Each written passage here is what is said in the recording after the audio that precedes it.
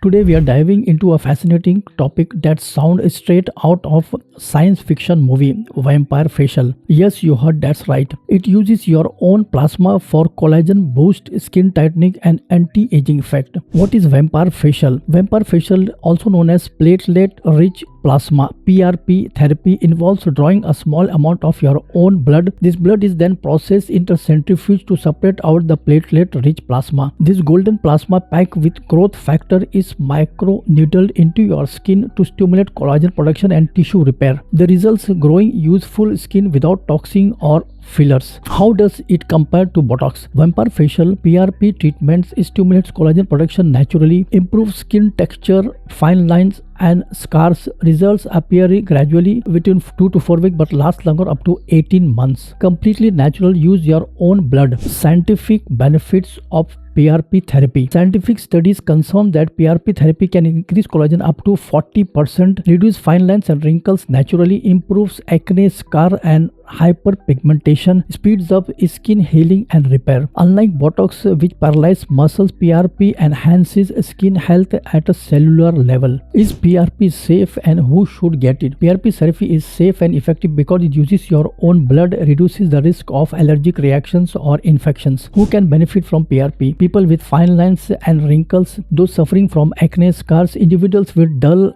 aging skin, anyone looking for a natural non-toxic alternative to Botox. Who should avoid PRP? Pregnant women, people with blood disorders, anyone with active skin infections. The final verdict: is PRP the future of anti-aging? The vampire facial is more than just a beauty trend. It's a science-backed natural way to restore your youthful skin. Botox is temporary wrinkles fix, while on the other hand PRP is a long-term skin healing. If you're looking for natural skin rejuvenation, PRP is a powerful and safe Botox alternatives. Would you try vampire facial or Botox? Let us know in the comments below.